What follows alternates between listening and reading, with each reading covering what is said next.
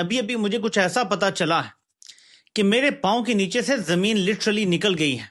ये पाकिस्तान में कभी ऐसे हुई नहीं है जो हो रही है कि पाकिस्तान के जो ऑफिशियल मिलिट्री स्पोक्स पर्सन है उनके वालिद के हवाले से DGISPR अहमद शरीफ चौधरी साहब के वालिद मोहतरम एक दहशतगर्द हैं। इसको लेकर के भूचाल आ गया हर जगह। उनके वालिद सुल्तान बशीरुद्दीन महमूद साहब के तालिबान और अलकायदा के साथ खुफिया ताल्लुकात। UN सिक्योरिटी काउंसिल ने under al Qaeda Taliban sanctions framework उन्होंने 2001 में उसको डेजिग्नेट किया था कि उसका अलकायदा से उसामा बिन लादेन से ताल्लुक है। एक ट्वीट की गई है और वहां पर 2001 का अक़वाम मुत्तहिदा का एक कोई नोट है, कोई वहां पे रिपोर्ट है। अक़वाम मुत्तहिदा ने उन्हें दहशतगर्द जो है वो करार दे रखा है। इमेजिन कर सकते हैं कि पाकिस्तान की मिलिट्री स्पोक्स पर्सन के वालिद को जो लिंक है वो उसको अलकायदा से मिलाते हैं। महमूद सुल्तान बशीरुद्दीन जो है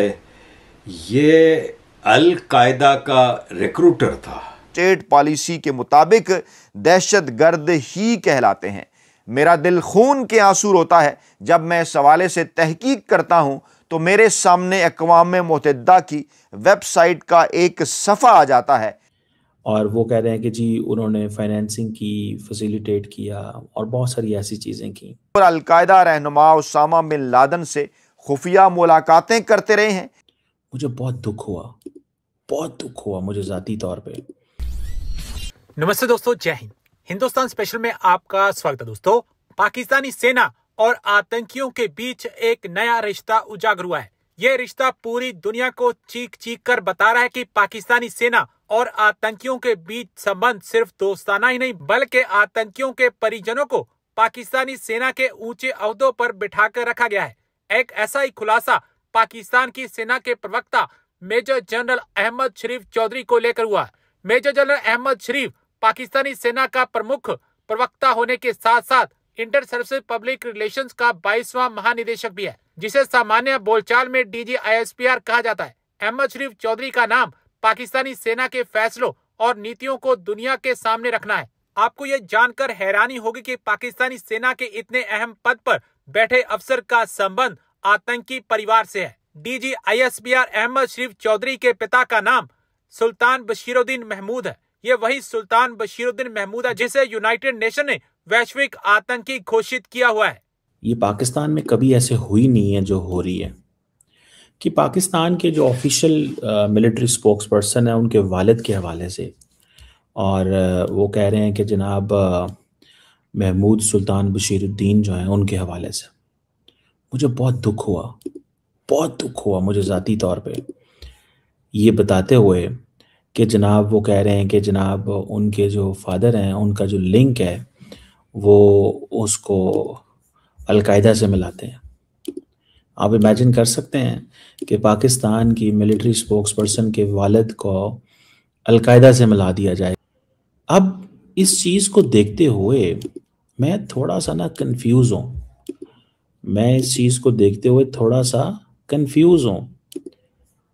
कंफ्यूज ये हूँ कि ये महमूद सुल्तान बशीरुद्दीन जो is considered as a father, जो ये कहते हैं कि जी वो एक कोई ऑर्गेनाइजेशन है उम्मे तामीर नौ, उसके मेंबर थे और UN सिक्योरिटी काउंसिल ने under al Qaeda Taliban sanctions framework उन्होंने 2001 में उसको डेजिग्नेट किया था कि उसका अलकायदा से उसामा बिन लादेन से ताल्लुक है और वो कह रहे हैं कि जी उन्होंने फाइनेंसिंग की, फैसिलिटेट किया और बहुत सारी ऐसी चीज़ें की। पूरी दुनिया सवालात उठाना शुरू कर देती है। क्या DGISPR अहमद शरीफ चौधरी साहब के वालिद मोहतरम एक दहशतगर्द हैं? क्या उनके वालिद सुल्तान बशीरुद्दीन महमूद साहब के तालिबान और अलकायदा के साथ खुफिया ताल्लुकात थे? क्या वो तालिबान रहनुमा मुल्ला उमर और अलकायदा रहनुमा उसामा बिन लादेन से खुफिया मुलाकातें करते रहे हैं? ये सवालात इसलिए भी अहम हो जाते हैं कि माजी में पाकिस्तानी इस्टेब्लिशमेंट की वजह से पाकिस्तान की हुकूमत की बेशक तालिबान हो, अलकायदा हो, मुल्ला उमर हो या उसामा बिन लादेन हो, उनके मुतल्लिक जो भी पॉलिसी रही हो, चाहे वो उन्हें मुजाहिद समझा करते रहे हों, पाकिस्तान की आज की इस्टेब्लिशमेंट और काबिल एहतराम मोहतरम जनाब फील्ड मार्शल आसिम मुनीर साहब की जो पॉलिसी है, स्टेट पॉलिसी, उस पॉलिसी के मुताबिक अफगान तालिबान, मुल्ला उमर और उनके हमायती जो हैं वो इस वक्त पाकिस्तान में स्टेट पॉलिसी के मुताबिक दहशत गर्द ही कहलाते हैं। मेरा दिल खून के आंसू रोता है जब मैं इस हवाले से तहकीक करता हूँ तो मेरे सामने अक़वाम मुत्तहिदा की वेबसाइट का एक सफ़ा आ जाता है, मेरे पास रोज़नामा नवाए वक्त की एक ख़बर आ जाती है, मेरे पास रोज़नामा डॉन का एक आर्टिकल आ जाता है, मेरे पास इंटरनेशनल इदारे जिसका पाकिस्तान के अंदर बड़ा एहतराम किया जाता है, जिक्र कर रहा हूँ BBC का, मेरे पास BBC की एक रिपोर्ट आ जाती है, मेरे पास DW का एक तबसरा आ जाता है। मैं ये ख़बरें, मैं ये रिपोर्ट्स, मैं ये आर्टिकल, मैं ये तज्ज़िए, मैं ये तबसरे और फिर सोशल मीडिया पर फैली हज़ारों ट्वीट्स भला कैसे नज़रअंदाज कर सकता हूँ। मेरी मजबूरी है कि मैं ये सब आपके साथ शेयर कर दूँ, वो भी बड़े दुखी दिल के साथ। साल 2000 से लेकर साल 2003 तक का अरसा मैंने रोज़नामा नवाए वक्त में गुजारा और हमारे सामने हमारे सीनियर सहाफ़ी दोस्तों जिनमें मोहम्मद नवाज रज़ा साहब शामिल हैं, सुहेल अब्दुल नासिर मरहूम शामिल हैं, क्या कमाल शख्सियत थे, उनसे हमने बहुत कुछ सीखा। उनका लिया गया एक इंटरव्यू जो कि उन्होंने DGISPR साहब के वालिद सुल्तान बशीरुद्दीन महमूद साहब से लिया था, वो जिक्र करते हैं कि पाकिस्तान के एटमी प्रोग्राम के एक मामार और नामवर एटमी साइंसदान और इंजीनियर सुल्तान बशीरुद्दीन महमूद ने इंकशाफ किया है कि उसामा बिन लादेन एटमी हथियारों के असूल के मौजू में दिलचस्पी रखते थे और मैंने मुलाकात के दौरान उनसे कहा ये आपके बस की बात नहीं, यानी उन्होंने इस बात को तस्लीम किया कि उन्होंने उसामा बिन लादेन से मुलाकात की थी। महमूद सुल्तान बशीरुद्दीन जो है ये अल कायदा का रिक्रूटर था, मतलब खाली मेंबर नहीं था, ऑफिस बेरर था। और 2001 में, दिसंबर 2001 में यूनाइटेड नेशंस और यूनाइटेड स्टेट्स दोनों ने इसको न्यूक्लियर साइंटिस्ट डिक्लेयर करते हुए अल कायदा का मेंबर और वांटेड आदमी करार दिया था।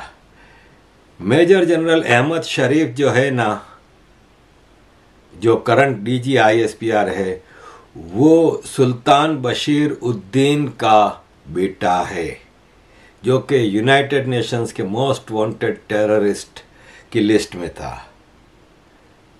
अजीज़ दोस्तों, ये है पाकिस्तान आर्मी और खामोश बैठ जाती है US, यूनाइटेड नेशंस। इनको कोई उस वक्त अपने रेजोल्यूशन भी ये भूल जाते हैं।